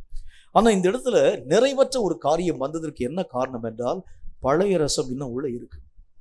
நம்முடைய வாழ்க்கையிலே பழைய தன்மை உள்ள இருக்கக்கூடிய வரைக்கும் தேவனுடைய நிறைவை நீயும் நானும் பெற்றுக்கொள்ள முடியாது. தேவன் உன்னை நிறைக்க வேண்டும் என்று ஆசைப்படுறார். ஆனால் உள்ளே இன்னும் ஒளிந்து கிடக்கக்கூடிய பழைய ரசம் என்று அழைக்கப்படக்கூடிய பழைய சுபாவங்கள், பழைய வாழ்க்கை, பழைய நிலை, பழைய கோபதாபங்கள், பழைய மூர்க்கங்கள், பழைய எரிச்சல், பழைய வன்முறையான காரியங்கள், வன்மங்கள், வஞ்சகங்கள், அநேக விதமான மக்களுக்கு விரோதமாக யோசிக்கக்கூடிய யோசனைகள், இவைகள் எல்லா விதமான காரியங்களும் உள்ளே இருக்கக்கூடிய வரைக்கும் கர்த்தராகிய இயேசுவை நினைத்தால் கூட அந்த இடத்தில் நிறைவை நாம் நம்முடைய வாழ்க்கையில பெற்றுக்கொள்ள முடியாது. நிறைவுகள் வர வேண்டும் என்றால் முதல் காரியம் உள்ளே காணப்படும் பழமைகள் ஒழிக்கப்பட வேண்டியது அவசியம். இன்னும் என்ன காரியத்திலே நான் பழமையான நிலைகளிலே சிக்குண்டவனாய் காணப்பட ஆரம்பிக்கிறேன், ஆராய்ச்சி பாருங்க. இன்னும் எந்தெந்த விதமான விஷயங்கள் பழமைக்குரியதா இன்னும் என்னுடைய வாழ்க்கையிலே ஒட்டி இருக்கிறது. அந்த பழைய சோம்பல், பழைய உறக்கம், பழைய கீழ்ப்படியாமை, பழைய ஆண்டவராக தேவனுக்கு விரோதமான காரியம், இப்படி எதையெல்லாம் என்னுடைய வாழ்க்கையிலே காணப்படக்கூடியதாய் விளங்குகிறது. இதெல்லாம் நான் என்னுடைய வாழ்க்கையிலே ஆழமான விதத்தில் ஆராய்ந்து பார்க்க வேண்டியது அவசியம். இவைகள் என்னுடைய வாழ்க்கையிலே இருக்கக்கூடிய வரைக்கும் தேவன் தரக்கூடிய நிறைவை, இப்ப நம்ம ஒரு சபையினுடைய ஆராதனைக்குள்ளாக வருகிறோம் என்று சொன்னால் வரக்கூடிய ஒவ்வொரு விதமான மனிதனையும் கர்த்தராக தேவன் வெறுமனை அனுப்ப மாட்டார். வசனத்தில் நம்ம வாசிக்க முடியும், 5000 பேருக்கும் அதிகமான மக்கள் கர்த்தருடைய வார்த்தையை கேட்கும்படிக்காக வந்தாங்க. வரக்கூடிய மக்கள் திரும்பி போகக்கூடிய நேரம் வந்துருச்சு. சீஷர்கள், எல்லா விதமான சீஷர்களும் சொல்றாங்க, ஆண்டவரே ரொம்ப நேரம் ஆனதுனால பக்கத்தில் இருக்கக்கூடிய கிராமங்களில் போய் உங்களுக்கு தேவையான சாப்பாட்டை வாங்கி கொள்ளக்கூடிய அளவுக்கு நீர் அவர்களை அனுப்ப வேண்டும். உடனே ஆண்டவராக தேவன் பார்த்தார், என் வார்த்தையை கேட்கறதுக்கு வந்திருக்கிறாங்க, அவர்களை நான் வெறுமனை அனுப்புகிறது எப்படி? ஆகவே அவர்களுக்குரிய ஆகாரத்தை நான் தந்தே அனுப்ப வேண்டும் என்று சொல்லி கர்த்தராக தேவன் அவர்களுக்கு தரக்கூடியவராய் விளங்குகின்றார். எப்படி ஆகாரத்தை ஆண்டவராக தேவன் தருகிறார் என்று பாருங்கள். எல்லா விதமான மக்களுக்கும் அந்த 5 அப்பத்தை 2 மீனையும் நான் வச்சிருக்கிறேன். எல்லா விதமான மக்களும் கொஞ்சம் கொஞ்சம், ஆளுக்கு கொஞ்சம் கொஞ்சம் மத்தியில் நீங்க எடுத்து நீங்கள் பயன்படுத்தி விட்டு வீட்டுக்கு போங்க சொல்லல. வேதம் சொல்லக்கூடிய வார்த்தையின்படி கர்த்தராகிய தேவன் அப்பங்களை பிட்டு கொடுத்தார். வசனத்துல பார்க்கிறோம், எல்லா விதமான மக்களும் திருப்தியாக சாப்பிட்ட பிறகு மீதியான துணிக்கைகளையும் எடுக்கக்கூடிய அளவிற்கு. அப்ப தேவன் தரக்கூடிய நன்மை எப்படிப்பட்டது பாருங்க. அந்தந்த மக்களுக்கு சாப்பாட்டுக்கு தேவன் ஆளுக்கு 2 சப்பாத்திங்க அப்படிலாம் இல்லை. கர்த்தருடைய வேதம் சொல்கிறதை போல நிறைவான காரியங்களை கர்த்தர் தந்து மீதியானதையும் ஆண்டவருடைய நாமத்தினாலே கூடைகளிலே சேர்க்கக்கூடிய அளவிற்காய் கர்த்தர் தருகின்றார். அப்போ ஒரு கர்த்தருடைய வார்த்தையை கேட்கறதுக்கு எங்கோ இருந்து வரக்கூடிய மக்களுக்கு இத்தனை நன்மைகளை தருகிறது கர்த்தராகிய தேவன் என்று சொன்னால், கர்த்தருடைய வார்த்தையை வாரம் தோறும் கேட்கும்படிக்காக நம்ம வர்றோம். வரக்கூடிய உங்களுக்கு இருக்கும் கர்த்தர் நிறைவை தருவாரா மாட்டாரான்னு யோசிச்சு பாருங்க. நிறைவை தரக்கூடிய கர்த்தர் நம்முடைய வாழ்க்கையிலே நிறைவான நன்மையோடு கூட ஒவ்வொரு ஆராதனையினுடைய முடிவிலே நாம் மெய்யாகவே கடந்து போகிறோமான்னு சொன்னா இல்ல, வந்த மாதிரியே நான் கடந்து போகிறேன். காரணம் என்ன? தேவன் நிறைக்க வேண்டும் என்று ஆசைப்படுகின்றார். ஆனால் நிறைவை பெற்றுக்கொள்ளக்கூடிய அளவிற்கு என்னுடைய ஜாடி தகுதியற்றதாய் காணப்பட ஆரம்பிக்கிறது. பழைய ரசம் உள்ள இருக்கு. உள்ள இருக்கக்கூடிய வரைக்கும் தேவன் எத்தனை நன்மைகளை உன்னுடைய வாழ்க்கையிலே ஊற்ற வேண்டும் என்று ஆசைப்பட ஆரம்பித்தார், எத்தனை காரியங்களை உன்னுடைய வாழ்க்கையிலே மாற்றி அமைக்க வேண்டும் என்று அவர் விருப்பப்பட ஆரம்பித்தாலும், அற்புதங்களை செய்ய வேண்டும் என்று கர்த்தராகிய தேவன் விருப்பப்பட ஆரம்பித்தாலும், பழைய நிலை என்னுடைய வாழ்க்கையிலே ஒட்டி இருக்கக்கூடிய வரைக்கும் தேவன் தரக்கூடிய புதுமைகளை நான் என்னுடைய வாழ்க்கையிலே பெற முடியும். அப்ப 2வது குறைவு என்ன? ஆண்டவராகிய தேவன் நம்மை பார்க்கும் பொழுது என்ன குறைவை பார்க்கின்றார்? இன்னும் பழைய மனுஷன் உயிரோடு கூட இருக்கிறான். பழைய ஜென்ம சுபாவம் இன்னும் உள்ள ஒட்டி இருக்கிறது. அதனால வரக்கூடிய ஒவ்வொரு மனிதனுக்கும் நன்மையை தர வேண்டும் என்று நான் ஆசையோடு கூட கடந்து வருகிறேன். நன்மையான எல்லா காரியத்தையும் நான் உனக்கு வைத்திருக்கக்கூடியவராகவே வந்திருக்கிறேன். எல்லா விதமான மக்களுக்கும் தேவையான நன்மைகள். இன்னைக்கு உங்க வாழ்க்கையில என்ன விதமான பிரச்சனை வரப்போதோ அதற்குரிய தீர்வுகளை கர்த்தராக தேவன் தரும்படிக்கு தான் வந்திருப்பாரு. ஆண்டவராக தேவனுடைய நாமத்தினால உங்களுடைய குறைவுகள் என்னென்ன குறைவுகள் உண்டோ அந்த குறைவுகள் எல்லாவற்றையும் நிறைவாக்கும்படிக்காகவே தான் கர்த்தராக தேவன் வந்திருப்பார். எல்லா விதமான காரியத்திலும் அற்புதங்களை செய்யும்படிக்காகத்தான் கர்த்தராக தேவன் வந்திருப்பார். ஆனால் எந்த நன்மைகளையும் பெற முடியாமல் நான் திரும்பி போகிறதுக்கு என்ன காரணம்? அந்த குறைவுகள் என்னுடைய வாழ்க்கையிலே மெய்யாகவே அகன்று போகாத அளவிற்காக அவைகள் எல்லா விதமான தன்மைகளும் பழமையினால் நிரப்பப்பட ஆரம்பித்திருக்கிறதை நான் பார்க்கிறேன். இந்த பழமைகள் உள்ளே இருக்கக்கூடிய வரைக்கும் ஆண்டவராக தேவன் தர வேண்டும் என்று விருப்பப்பட்டு வரக்கூடிய எந்த நன்மைகளையும் பெற முடியாது. இப்போ சபைக்கு வரும்போது நமக்கே ஒரு போரிங்கா போயிடும். என்னங்க வந்த மாதிரி நான் திரும்பி போறேன், எந்த விதமான நன்மையும் என்னுடைய வாழ்க்கையிலே வரவில்லையே. ஆண்டவராக தேவன் எல்லா மக்களுக்கும் நன்மையான காரியங்களை தரக்கூடிய தேவன் எனக்கு மட்டும் ஏன் நன்மைகளை தரவில்லை? கர்த்தர் நன்மை உனக்குன்னு வச்சிருக்கதான் செஞ்சார். ஆனால் நன்மையை பெறக்கூடிய தகுதியற்றவனாய் நீ காணப்பட ஆரம்பிக்கிறார். உள்ள பழமையை உள்ள வச்சிருக்கிற பழமையான சுபாவங்கள், இன்னும் மன்னிக்கப்படாத அநேக விதமான பாவங்கள், அநேக விதமான மக்களுடைய குற்றங்களை இன்னைக்கு வரைக்கும் உங்களாலும் என்னாலும் மன்னிக்க முடியல. சில பேருடைய குறைவுகளை நாம் நினைக்க ஆரம்பிக்கிறது உண்டான நம்மை அறியாத கோபமும் எரிச்சலும் பற்றி பிடிக்க ஆரம்பிக்கிறது நாம் பார்க்க ஆரம்பிக்கின்றோம். இந்த மாதிரி பல விதமான பழமையான காரியங்களினுடைய வாழ்க்கையில் இருக்கக்கூடிய வரைக்கும் தேவன் தரக்கூடிய புதுமைக்கு அங்கே இடம் இல்லை என்று கர்த்தருடைய வேதம் சொல்றார். அது ஒரு குறைவு என்கிறதை பற்றி கர்த்தராகிய தேவன் பேசுகிறார். மூணாவது ஒரு காரியத்தை பாருங்க, ரொம்ப முக்கியமான ஒரு விஷயம். வேதம் சொல்லக்கூடிய நல்ல ஒரு வார்த்தையின் அடிப்படையில் 1 கொரிந்தியரின் புஸ்தகத்துல 13வது அதிகாரம் 10வது வசனம் இந்த வார்த்தையை நமக்கு சொல்ல. 1 கொரிந்தியர் 13வது அதிகாரம் 10வது வசனத்தை கொஞ்சம் நான் நிதானம் வாசிக்கிறேன். அது என்ன சொல்லுது பாருங்க. நிறைவானது வரும்போது குறைவானது ஒழிந்து போகும். மூணாவது காரியம் என்ன அப்படின்னா தேவன் தரக்கூடிய நிறைவை நான் ஏற்றுக்கொள்கிறது இல்லை. ஒவ்வொரு விஷயத்தை நான் ஏற்கனவே உங்களுக்கு சொன்னது மாதிரி ஒவ்வொரு விஷயத்திலும் கர்த்தராகிய தேவன் நிறைவை நம்முடைய வாழ்க்கையிலே மெய்யாகவே தர வேண்டும் என்று விருப்பப்பட ஆரம்பிக்கின்றார். அறிவுனா அதில் ஒரு நிறைவு, வரங்கள்னா அதில் ஒரு நிறைவு, கிருபைனா அதில் ஒரு நிறைவு, ஆசீர்வாதம் என்றால் அதில் ஒரு நிறைவு, அற்புதங்கள் என்றால் அதில் ஒரு நிறைவு, ஆண்டவருடைய நாமத்தினாலே நீங்கள் கேட்கக்கூடிய ஒவ்வொரு விதமான தன்மைகளிலும் ஒரு நிறைவு. நிறைவு இல்லாமல் எந்த மனுஷனுடைய வாழ்க்கையிலும் கர்த்தராகிய தேவன் அந்த மனுஷனை வந்தவண்ணமாகவே அனுப்பக்கூடிய ஒரு தேவன் அல்ல. நிறைவை நான் என்னுடைய வாழ்க்கையில பெற்றுக்கொள்ள முடியாத அளவிற்கு என்னுடைய மனசுல என்ன காரியம் உருவாக்கப்படுகிறது? வந்த வண்ணமாகவே நான் திரும்பி போகிறதற்கு என்ன காரணம்? ஒரே ஒரு காரணம் தான், நிறைவை ஏற்றுக்கொள்ள முடியாத மனம் என்னுடைய வாழ்க்கையிலே காணப்படக்கூடியதாய் விளங்குது. என்ன யோசிக்கிறேன் அப்படின்னா, என்னையெல்லாம் கர்த்தர் ஆசீர்வதிப்பாரா? என் மேலெல்லாம் கர்த்தருடைய கிருபை வருமா? இந்த அவனுக்கு நன்மை தருவார், இவனுக்கு நன்மை தருவார், அவனுக்கு நன்மையான காரியங்களை தருவார். நானும் சபைக்கு காலங்கள் தோறும் வந்து கொண்டுதான் இருக்கிறேன். என்றாலும் ஒரு மாற்றம் என்னுடைய வாழ்க்கையிலே வருகிறது. என்னையெல்லாம் கர்த்தராக தேவன் பார்ப்பாரா என்று சொல்லி என்னை குறித்தே நான் குறைவாக மதிப்பீடு செய்யக்கூடியவனாய் விளங்குகிறேன். சில நேரத்தில் என்னால் ஆண்டவராக தேவன் தரக்கூடிய நன்மைகளை விசுவாசிக்க முடியல, நம்ப முடியல. கர்த்தர் என்னுடைய வாழ்க்கையில் இப்படிப்பட்ட இவ்வளவு பெரிய ஒரு மாற்றத்தை உருவாக்க முடியுமான்னு சொல்லக்கூடிய நம்மை அறியாத ஒரு அவிசுவாசத்தின் தன்மையினாலே தேவனுடைய நன்மைகளை பெற முடியாதவர்களாய் நீங்களும் நானும் காணப்பட ஆரம்பிக்கிறதை பார்க்க. ரொம்ப ரொம்ப கேர்ஃபுல்லாக நீங்கள் இருங்க. வேதம் சொல்லக்கூடிய நல்ல ஒரு வார்த்தையின் அடிப்படையில் தேவன் நன்மைகளின் தேவன், நன்மையை தரக்கூடியவர் தான். வசனத்தில் என்ன போட்டிருக்கு? நன்மையான எந்த ஈவும் பூரணமான எந்த வரமும் பரத்திலே இருந்து உருவாக்கப்பட்டு ஜோதிகளின் பிதாவாகிய தேவனிடத்திலிருந்து இறங்கி வருகிறது. கர்த்தராகிய தேவன் நன்மைகளின் தேவன், நன்மை செய்யக்கூடிய தேவனாகவே அவர் சுற்றி திரிந்தார் என்று கர்த்தருடைய வசனத்தில் வாசிக்கிறோம். அவரை தேடி வரக்கூடிய எல்லா மக்களுக்கும் நன்மை தரக்கூடிய ஒரு தேவன் பெற்றுக்கொள்ள முடியாமல் போகிறதற்கு என்ன காரணம் என்றால், என் அவிசுவாசத்து நிமித்தமாக இயேசு பிறந்த அந்த கிராமத்திலே ஆண்டவராகிய தேவன் ஒரு முறை ஊழியத்துக்காக கடந்து போகின்றார். அங்கு எல்லா விதமான மக்களும் நிற்க ஆரம்பிக்கிறாங்க. எல்லா விதமான மக்களும் நிற்கக்கூடிய நேரத்தில் கர்த்தராகிய இயேசு கிறிஸ்து அந்த ஊர்ல அற்புதங்களை செய்யாம போயிட்டார். அதுக்கு காரணம் என்ன? அவர் அந்த ஊரை சார்ந்தவராக இருக்கிறதுனால அநேகம் ஜனங்கள் ஆண்டவராகிய தேவனை நம்பாம போயிட்டாங்க. அவர்கள் நம்பாமல் போனதினால் தேவன் நன்மைகளை செய்யக்கூடிய தேவன் தான். தேவன்கிட்ட எந்த விதமான மாற்றமும் கிடையாது. நன்மைகளை செய்யும் தேவன் நன்மைகளை செய்ய முடியாமல் போனதற்கு காரணம் அந்த ஊரிலே காணப்பட்டிருக்கக்கூடிய மக்களுடைய அவிசுவாசம். வேதம் சொல்லக்கூடிய மற்றும் ஒரு காரியம் என்ன? நிறைவை விரும்பாதிருக்கக்கூடிய அவிசுவாசம் என்னுடைய வாழ்க்கையில இருக்கக்கூடிய வரைக்கும் தேவன் தரும் எந்த விதமான காரியத்தையும் நான் என்னுடைய வாழ்க்கையிலே பெற முடியாது. இப்ப நான் என்ன காரியத்தை செய்கிறேன்? கர்த்தராகிய தேவனை நான் குற்றப்படுத்த ஆரம்பிக்கிறேன். கர்த்தராகிய தேவனுக்கு பிரியமற்ற அநேகம் வார்த்தைகளை பேச ஆரம்பிக்கிறேன். தேவனாகிய கர்த்தரை நான் தேடி வந்து எனக்கு நன்மையான காரியத்தை செய்யல, அற்புதங்களை செய்யல, அதிசய வந்த மனமாகவே நான் போக ஆரம்பிக்கிறேன்.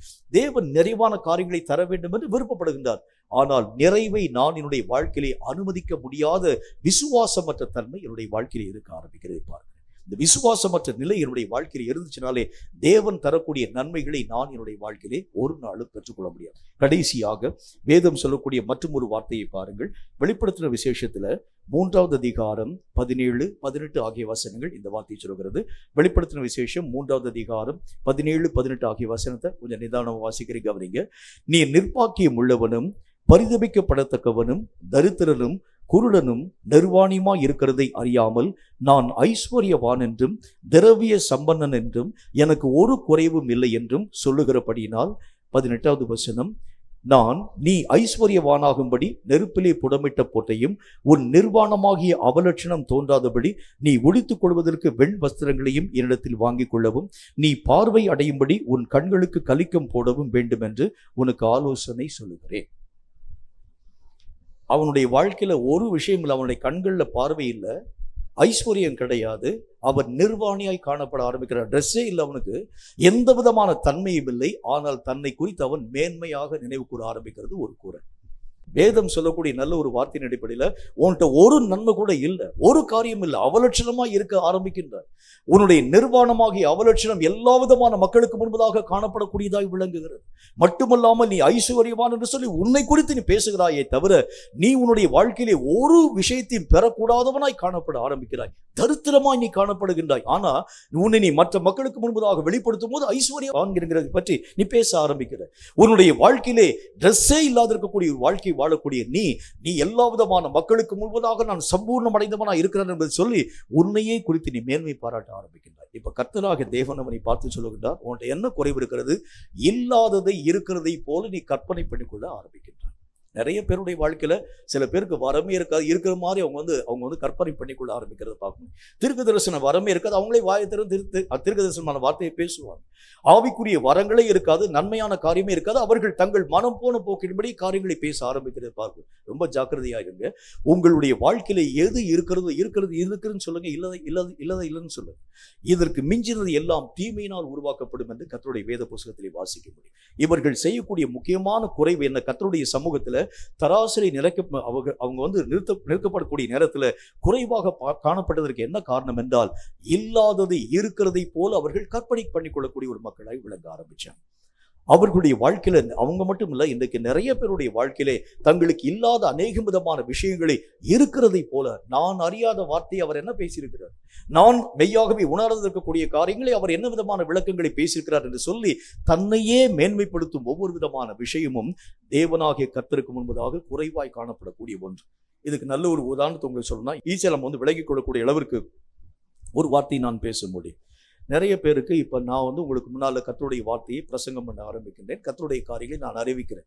கேட்கக்கூடிய எல்லா விதமான மக்களும் நீங்கள் சொல்கிறீங்க, ஐயா நீங்கள் வந்து நல்ல பிரசங்கத்தை நீங்கள் பேசுறீங்க, நல்ல ஒரு வார்த்தையை சொன்னீங்க, இன்றைக்கு எங்களுக்கு ஆவிக்குரிய வாழ்க்கையில் நல்ல ஒரு எழுப்புதலாய் காணப்படக்கூடியதாக விளங்கிச்சு.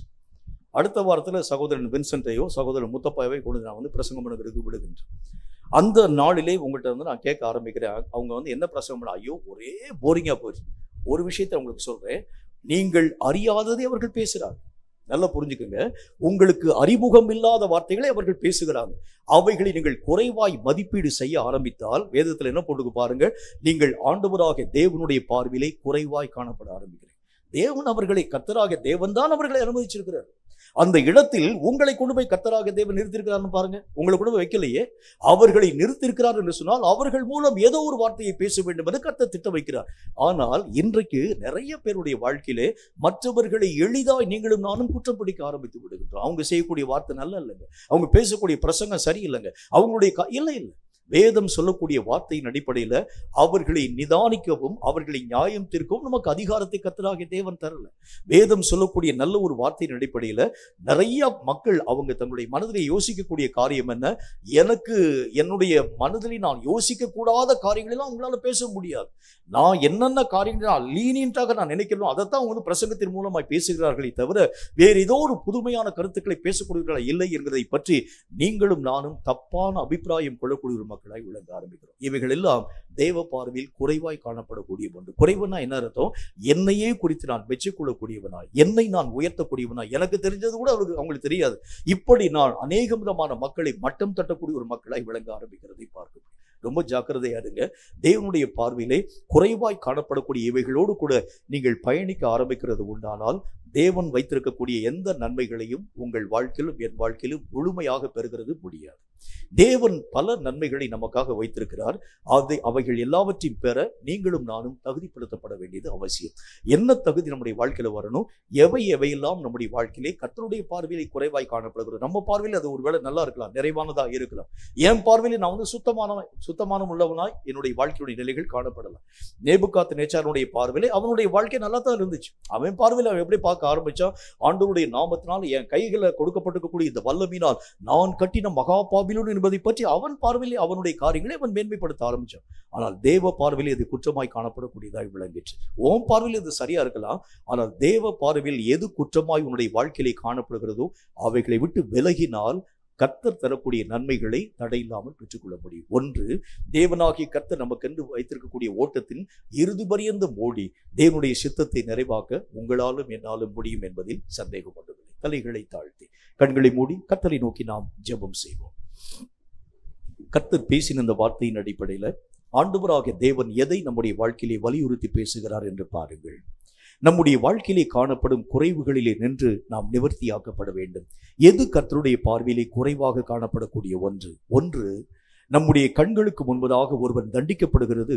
எதற்காக என்று சொன்னால், நீங்களும் நானும் அதே விதமான பாவத்தை செய்து அதே விதமான தண்டனைகளை உங்கள் வாழ்க்கையிலே பெறக்கூடாது என்கின்ற உணர்வை பெற்றுக்கொள்ள வேண்டும் என்பதற்காகவே நம்முடைய கண்களுக்கு முன்பதாக நிறைய விஷயங்களை கர்த்தராக தேவன் அனுமதிக்க ஆரம்பிக்கின்றார். இவைகளை கண்ட பிறகும் இன்றைக்கு வரைக்கும் நான் உணர்வற்றவனாய் இருக்கிறது உண்டானால் தேவ பார்வையில் அது குறைவாய் காணப்படக்கூடிய ஒன்று என்று கர்த்தர் நமக்கு சொன்னார். இரண்டாவது காரியம், இன்னும் என்னுடைய பழமையை விட்டு நீங்க எனக்கு மனதில்லாது இருக்கிறது உண்டானால் தேவன் தரக்கூடிய நன்மையின் முழுமையை நான் பெற்றுக்கொள்ள முடியாது. பழைய ரசம் உள்ளே இருக்கக்கூடிய வரைக்கும் புதுமைக்கு அங்கே இடமில்லை என்று நாம் பார்த்தோமே. நம்முடைய வாழ்க்கையிலும் தேவன் தரக்கூடிய புதுமையான நன்மைகள் வர வேண்டும் என்றால் பழமைகள் எல்லாம் ஒழிக்கப்பட வேண்டும். அது ஒரு குறைவு என்று கர்த்தராகிய தேவன் பேச ஆரம்பித்தார்.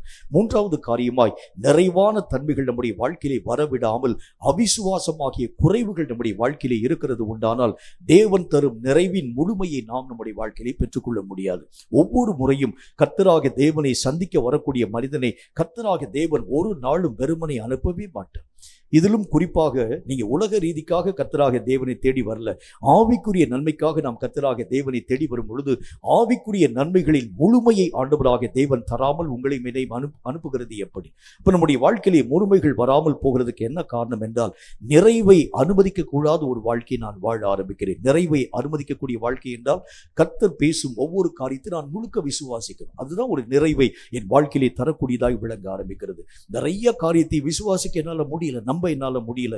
அதனால் தேவன் தரக்கூடிய முழுமையான அனுபவங்களை பெற்றுக்கொள்ளக் கூடாதவனாய் இன்றைக்கு வரைக்கும் நான் காணப்பட ஆரம்பிக்கிறேன். கர்த்தருடைய வார்த்தைகள் சொல்லக்கூடிய அந்த காரியத்தின் அடிப்படையில் அந்த குறைவுகள் ஆகிய எல்லா விதமான நிறைவை பெற முடியாத குறைவுகள் ஒழிக்கப்பட வேண்டியது அவசியம் என்று கர்த்தர் நமக்கு பேசினார். கடைசியாக, ஐஸ்வர்யம், நிர்வாணம், பார்வையில்லாத இருக்கக்கூடிய தன்மைகளை பற்றி நான் என்னுடைய வாழ்க்கையை கருத்திலே கொள்ளாமல் என்னை பற்றி மேன்மையாக நான் நினைவிலே கொள்ளக்கூடியவனாய், நான் ஐஸ்வர்ய சம்பந்தம் உள்ளவனாய் இருக்கிறேன் என்று சொல்லியும், நான் மெய்யாகவே எல்லா விதமான காரியத்திலும் பார்வையை பெற்ற ஒரு மனிதனாய் தெளிவான ஒரு வாழ்க்கை வாழக்கூடியவனாய், அது மட்டும் இல்லாமல் கர்த்தருடைய நாமத்தினாலே மகா பெரிய மெனுக்குள்ள வஸ்திரம் தரித்திருக்கக்கூடியவனாய் என்னையே குறித்து நான் கற்பனை செய்யக்கூடியவனாய் விளங்க ஆரம்பிக்கிறேன். கர்த்தர் சொல்லுகின்றார், உன்னை நாம் பார்க்கும்போது உன்னுடைய ஒவ்வொரு விதமான அவலட்சணமான நிலைகளை பார்க்கிறேன்.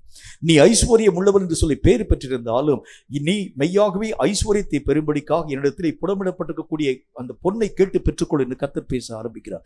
உன்னுடைய நிர்வாணமாகிய அவலட்சணம் தோன்றாதபடி என்னிடத்திலே நீ வெண் வஸ்திரத்தை கேட்டு பெற்றுக்கொள் என்று கர்த்தராக தேவன் பேச ஆரம்பித்தார். நீ பார்வை அடையும்படிக்காக கலிக்கங்களை போட்டுக்கொள் என்று கர்த்தராக தேவன் பேசினார். ஒண்ணுமே இல்லாதிருந்தும் எல்லாம் இருக்கிறதை போல நினைவு கூறக்கூடிய குறைவை நான் என்னுடைய வாழ்க்கை விட்டு அப்புறமாக்க வேண்டும். இந்த நிலைகள் என்னுடைய வாழ்க்கையில் இருக்கிறது உண்டானால் தேவ சமூகத்திலே இருந்து வரக்கூடிய எந்த நன்மைகளையும் பெற்றுக்கொள்ள முடியாது என்றும், கடைசி வரைக்கும் ஓடி முடித்து தேவ சித்தத்தை நிறைவாக்க என்னால் முடியாது என்றும் கர்த்தராக தேவன் நம்மோடு கூட பேசினாரே. இதில் என்னென்ன குறைவுகள் என்னுடைய வாழ்க்கையில் இருக்கிறது உண்டானாலும் தேவனை நோக்கி இந்த வேளையில் நாம் அறிக்கை செய்வோம். கர்த்தாவே, என்னுடைய குறைவுகளை நிறைவாக்கி நாங்கள் உம்முடைய சமூகத்தை நோக்கி மெய்யாகவே காத்திருந்து நீர் தரும் எல்லா நன்மைகளையும் தடையில்லாமல் பெற்றுக்கொள்ள எங்கள் ஒவ்வொருவரும் நீர் தகுதிப்படுத்தும் என்று கர்த்தரை நோக்கி நாம் ஜெபித்தால் நிச்சயமான நன்மைகளை தேவன் தருவார் என்பதில் சந்தேகம் ஒன்றுமில்லை. சர்வவல்லமையுள்ள ஆண்டவராகிய கர்த்தாவே, உம்மால் பேசி சொல்லப்பட்ட இந்த பரிசுத்தமுள்ள வார்த்தைகளுக்காக நன்றி. என்னென்ன விதமான குறைவுகளோடு கூட இன்றளவும் நாங்கள் காணப்பட ஆரம்பிக்கிறோமோ அந்த குறைவுகளிலே நின்று நாங்கள் ஒவ்வொருவரும் விடுவிக்கப்பட நீர் கிருபைகளை தருவீராக. இத்தனை வருஷ காலம் ஒரு வளர்ச்சியின் ஊடாக நாங்கள் கடந்து போகாமல் அதே நிலைமையிலே நாங்கள் எங்கள் வாழ்க்கை நிலைகளை ஆசரித்துக் கொண்டு வருகிறோம் ஆண்டவரே. இனி வரக்கூடிய காலங்களில் ஆகிலும் எங்கள் வளர்ச்சியின் விகிதம் அதிகரிக்கப்பட வேண்டும் என்றால் இன்னும் என்னிடத்தில் என்ன குறைவு உண்டு என்று சொல்லி அந்த வாலிபன் உம்மை நோக்கி கேட்டது மாதிரி எங்கள் வாழ்க்கையிலே காணப்படக்கூடிய குறைவுகளை பற்றி கர்த்தராகிய தேவன் திட்டமாய் பேசினீர். நாங்கள் கற்றுக்கொண்ட இந்த குறைவுகளை விட்டு நாங்கள் நீங்களாக்கப்பட்டு தேவன் எதிர்பார்க்கக்கூடிய வளர்ச்சியை நாங்கள் வளர்ந்து தீர்த்து உம்முடைய ராஜ்யத்தின் பிள்ளைகளாக உருமாற்றத்தின் ஊடாக கடந்து வர கிருபை தர வேண்டும் என்று நான் வேண்டிக் கொள்கிறேன். கற்று நிச்சயித்துக் கொண்டு இந்த வார்த்தைகளை கேட்ட உடைய பிள்ளைகள் ஒவ்வொருவரும் இந்த வார்த்தைகளில் நிலைத்து நின்று உம் நாமத்தை மகிமைப்படுத்த கிருபை தந்து ஆசீர்வதிக்க வேண்டும் என்று இயேசு கிறிஸ்துவின் நாமத்தினால் வேண்டிக் கொள்கிறோம் எங்கள் பரிசுத்தமுள்ள நல்ல பிதாவே. ஆமேன், ஆமேன். கர்த்தருடைய ஆசீர்வாதத்தை ஆமேன் என்று சொல்லி நாம் பெற்றுக் கொள்ளுவோம். கர்த்தர் உன்னை ஆசீர்வதித்து உன்னை காக்க கடவர். கர்த்தர் தம்முடைய முகத்தை உண்மையில் பிரகாசிக்க பண்ணி உண்மையில் கிருபையாய் இருக்க கடவர். கர்த்தர் தம்முடைய முகத்தை உண்மையில் பிரசன்னமாக்கி உனக்கு சமாதானம் கட்டளையிட கடவர். என் ஆத்துமாவே கர்த்தரை ஸ்தோத்திரி, என் முழு உள்ளமே பரிசுத்த நாமத்தை ஸ்தோத்திரி. என் ஆத்துமாவே கர்த்தரை ஸ்தோத்திரி, கர்த்தர் செய்த சகல உபகாரங்களையும் மறவாதே. ஆமேன், ஆமேன்.